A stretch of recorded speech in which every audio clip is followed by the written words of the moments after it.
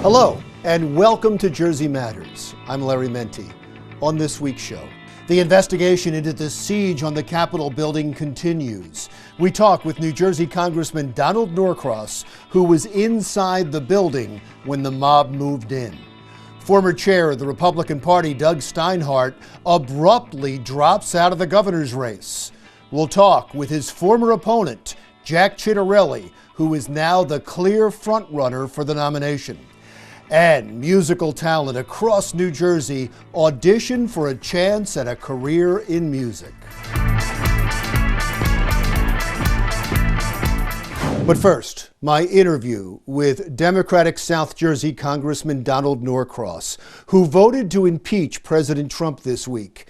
We talk with him right before he cast that vote. Congressman, thank you so much for your time. It's been an awful week. We just got word, as you know, that one of your New Jersey delegation colleagues, 75-year-old Bonnie Watson-Coleman, a cancer survivor, has been diagnosed with COVID-19. I want to get your reaction to that, but I also want to get your reaction to something she said. She said that she was sheltered in place with a couple of hundred people and half of them weren't wearing masks. She believes that's how she got COVID-19. Can you verify some of that? Because I know you were there too. Sure. First, our prayers go out to Bonnie because she has been voting through proxy to just keep herself away from that risk. But she had to come in for our reorganization and that one time, and unfortunately. So I was in that room and there were close to 200 members. And unfortunately, our colleagues on the other side of the aisle were not wearing masks. Not all of them, but plenty. They were reminded 3 different occasions to put their mask on because we didn't have the luxury of leaving because of what was going on. And Lisa Blunt Rochester from Delaware literally went up to them to offer new masks because we're all in this together. And in addition to Bonnie, Pramila Jayapal just announced that she also is positive, and she was in that room. I was tested yesterday, and thank God I came back negative. That's wonderful. And your staff, everybody's okay? Yes, we are. It's we're so close to having the vaccine and bringing us out of this pandemic. It's just a shame that we can't be on the same page. It's about respect for others. And it was a very strange moment. Let's go back to that strange moment. You're talking about when you were sheltered in place in a secure location, but you were in the chamber when the protesters tried to come in, or I guess the rioters, since they've been officially called that, tried to break in. Describe that moment. Well, we had broken apart from the Senate after the objections.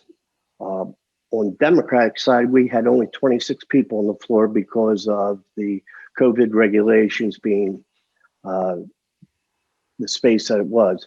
Our colleagues probably had 2 to 3 times that and just not paying attention.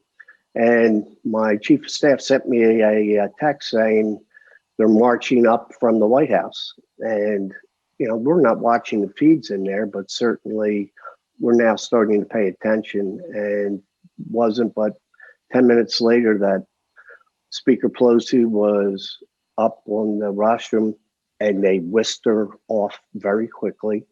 And within 2 minutes, the leadership of both the Republicans and the Democrat were also taken away. The interesting thing is they continued the hearing and everybody's going, wait a minute, something's going on here. And shortly thereafter, the lieutenant from Capitol Police came in and said the Capitol had been breached. And to hear that was just stunning.